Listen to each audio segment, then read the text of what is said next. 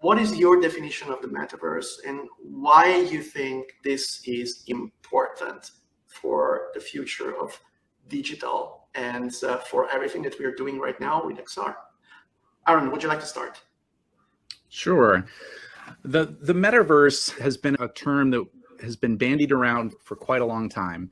Back when I was first working in the HIT lab, Snow Crash came out coining the term metaverse, and no one has been able to agree on a single definition in all of that time. But that said, I do make a distinction between the metaverse and a metaverse, that when people talk about the metaverse, what is usually meant is something that is open, interoperable, a collection of virtual spaces that people can inhabit in a spatial sense and move between.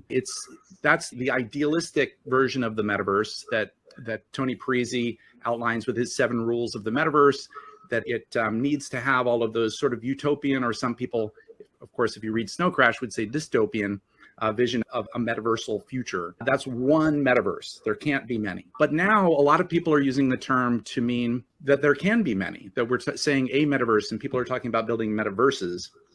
That's what we would normally have called virtual worlds in the past. They're online, they're social, they are independent of platform, but they are virtual spaces that people can explore, but they might be walled gardens. They might not be fully interoperable.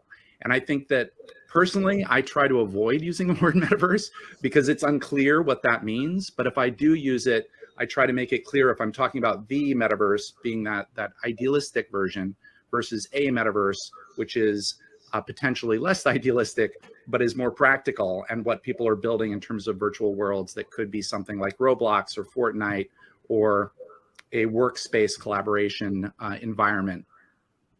Fantastic. Broad sense. Thank you for your answer. And Victor, would you like to give your definition of the metaverse and why it's important for you?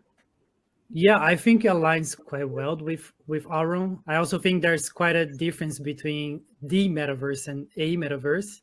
And at this moment in time, we are on the a metaverse, in my view, like many individual metaverses being created. Then, of course, like there are also some confusion on what an XR experience and a metaverse. What is the difference there? In my view, a metaverse does contain quite many different, let's say, structures and economy, or like there are things that needs to be there to be an idea of a metaverse. If you think of the sense of a universe, I don't think though that is connected mandatorily with a specific technology. So, for example, you can have a metaverse without crypto, for example, if you think of Fortnite or, I don't know, Star Citizen, all these MMO RPG games.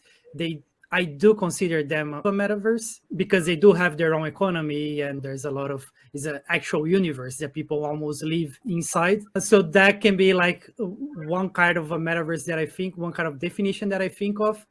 But obviously, the metaverse, or the future idea of a metaverse that I have in my mind, is when we are able to travel between these different worlds that then are maybe not metaverses, but worlds interchangeably. So without having to, log out and log in, or they all they share economies between themselves and assets and NFTs and whatever.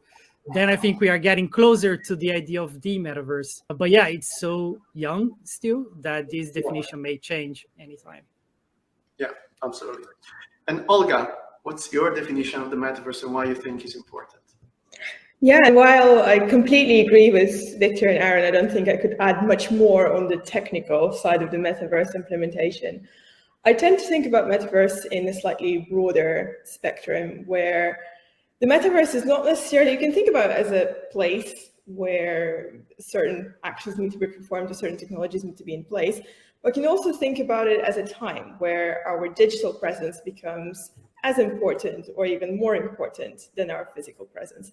And in a way, we're already in that time where we're all on Zoom or email or messages, where it's equally as important, at least, if not more, in our day-to-day lives.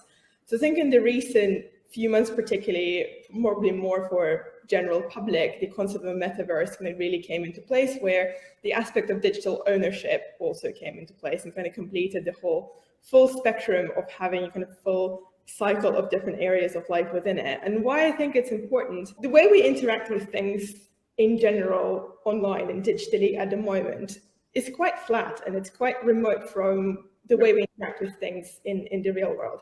So it's becoming almost this bridge between the way we interact with things physically, whether it's shopping, whether it's human connection, buying things, buying properties, meeting people, to making it into more 3D-fied digital mode. That's something I'm really excited about, bringing this more three-dimensional version of the internet where all those things we're used to in the physical life are possible, but also better because things that are not possible in the physical world are also possible within the metaverse.